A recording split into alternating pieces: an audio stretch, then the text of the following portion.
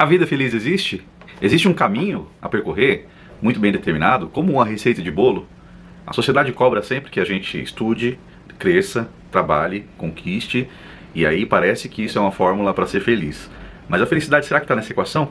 Eu acho que não. E a gente vai conversar um pouquinho sobre isso. Muitas vezes nós somos cobrados, né, a ter essa vida, mas essa vida pode trazer uma segurança financeira, uma chance de você proporcionar recursos para sua família, mas não necessariamente está atrelado à felicidade. E esse lance de ser feliz é algo muito novo. A sociedade se preocupa com a felicidade nos dias de hoje, mas se a gente vê a história, 100, 200, 300 anos atrás, não se preocupavam. A felicidade não era algo a se colocar como prioridade. Agora imagina você, fez tudo certinho. Estudou bem na escolinha fundamental, foi para o ensino médio, foi um bom aluno, passou em grandes vestibulares, fez a sua faculdade, conseguiu um trabalho numa empresa muito bacana e mesmo assim isso não preenche a sua vida. Isso não te dá senso de propósito.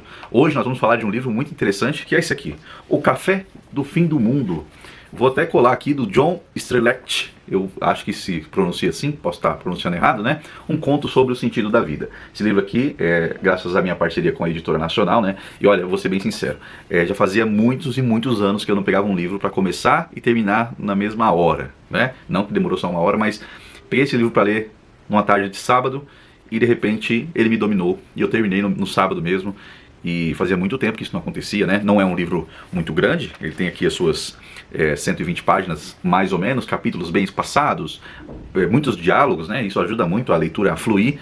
E foi uma grata surpresa, um dos meus favoritos da vida, e hoje eu quero trazer para você essa questão, tá? Aqui nós temos o protagonismo de John, que é um rapaz que passou por essa situação. É um rapaz que fez tudo certinho na vida e de repente ele decide que ele precisa de férias, porque ele está exausto, assim como trouxe ali o filósofo sul-coreano Byung-Chul Han, né, a sociedade do cansaço, onde nós inventamos as nossas prioridades, as nossas metas, e as pessoas estão aí flertando com o burnout justamente porque trabalha demais, não tem tempo para si, não tem tempo nem para se ouvir, e quando a alma clama pedindo socorro para uma vida um pouco mais leve, um pouco melhor, a gente não dá tempo, né, e aí nas férias ela fica com essa carga toda de eu preciso me resolver nas minhas férias, preciso descansar, mas quem garante que depois que você voltar das férias tudo vai ser resolvido? O cansaço não é só físico, às vezes ele é mental, né? E aqui nós temos o protagonismo de John, que tira férias para relaxar.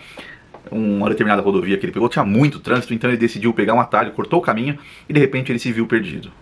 Metaforicamente e literalmente perdido. Então John, preocupadíssimo com a gasolina do carro, começa a entrar em uma rua, em outra, e ele está totalmente perdido, não tem noção onde está. Ele fala, bem que podia ter algum lugar aqui para eu poder comer, que eu estou com fome, preciso descansar um pouco. Depois de algumas horas de viagem, eis que ele chega no Café das Interrogações. Estou lendo aqui porque junto desse livro vem esse cardápio aqui. Olha que interessante. O Café das Interrogações. Que tem até aqui, ó, um cardápio real, né? O que esse cardápio tem de especial e diferenciado em relação à história do John? Quando ele entra nesse diner, vamos colocar assim, né? Nos Estados Unidos é muito comum. Ele é servido pela Cassie e essa garçonete, ela é muito solícita, muito feliz, trata ele muito bem e entrega o cardápio para ele. E ele fica pensando o que ele vai fazer, que a vida dele como é que tá, não sei o quê. E ele acaba vendo que no verso do cardápio há 3 perguntas muito incomum para um café, que é: por que você está aqui? Você tem medo da morte? Você se sente satisfeito? São 3 perguntas que pautam toda a história do livro. Claro que são perguntas que não está falando sobre café, muito menos sobre a estadia de John naquele lugar. E ele está pensando sobre a própria vida, né? Então o livro ele intercala os personagens ali. Ora é a Cassie, que é essa garçonete que serve o John, ora é o dono do restaurante que vem para bater um papo, mostrar para ele as próprias experiências, o que escolheu ao longo da vida. E a gente tem vários símbolos ali onde nos faz refletir: será que estamos vivendo da forma correta? Será que eu trabalhar de sol a sol em busca de dinheiro, abrir mão do meu tempo, da minha família, das experiências boas com os meus filhos, será que isso é o ideal? Será que nós não estamos trocando uma felicidade genuína pelo medo, né, de não conseguir prover o suficiente para os nossos filhos, né, no sentido de ter condições de ter uma boa casa, condições de pagar um bom estudo, condições de investir no futuro, condições de deixá-los confortáveis demais, e estamos nos subtraindo dessa equação. Estamos providenciando tudo que eles precisarão, metaforicamente às vezes, né? Muitas vezes a gente acha que eles precisam disso e na verdade não, né? Eles precisam o quê? Da gente, precisa da nossa atenção. Inclusive no meio do livro aqui tem uma história que o cozinheiro ele conta pro John e convida ele a pensar sobre essas prioridades, né? A história de um pescador que pescava durante a manhã e à tarde ele passava com a família tomando café, conversando, pintando quadros, e o cara fala pro pescador: você poderia montar uma startup de pesca, uma empresa de pesca, de venda de peixe, você poderia abrir filiais, se apenas no período da manhã você já consegue tudo isso de peixe, quanto você não conseguiria ao fim do dia? E aí o pescador questiona esse rapaz, fala, e o que eu faria com todo esse dinheiro?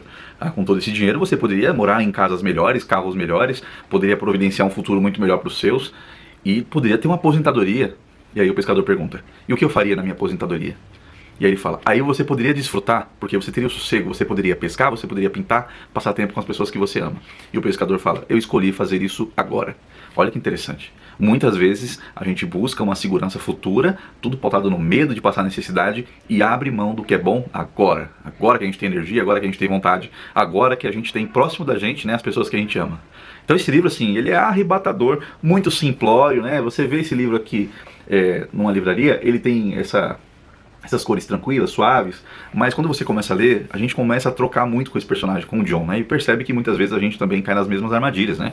As armadilhas modernas de priorizar sempre o trabalho, e aqueles que não querem essa vida de correria, as pessoas julgam, né? Porque você não tem ambição, você tem que ter mais ambição, porque você precisa de mais dinheiro, você precisa ter segurança financeira. Tudo bem, gente, todo mundo gosta de dinheiro, todo mundo gosta de segurança financeira, mas a partir do momento que isso custa a tua vida, custa tudo que você é, as experiências com os seus, talvez isso não valha a pena, tá? Recomendo pra você, tá? Editora Nacional, Café, No Fim do Mundo. Eu não tenho mais nada pra falar porque é um livro que tem spoilers interessantíssimos aqui, mas eu gostaria muito que você que leu colocasse aqui nos comentários qual foi o trecho que você mais gostou e o que você pode tirar de lição dessa história aqui do John. E assim, não é à toa que é um best-seller vendido em mais de 40 países, né? Tá aqui na parte de cima. Eu que venho da área da filosofia, vejo que é um emprego da filosofia na vida prática. E eu recomendo de verdade para você, embora não seja com esse viés, não tem essa cara de autoajuda, porque não traz respostas, mas traz indagações. Não é à toa que o café chama café das interrogações, né? Muitas vezes é melhor você ter boas perguntas do que boas respostas. Valeu!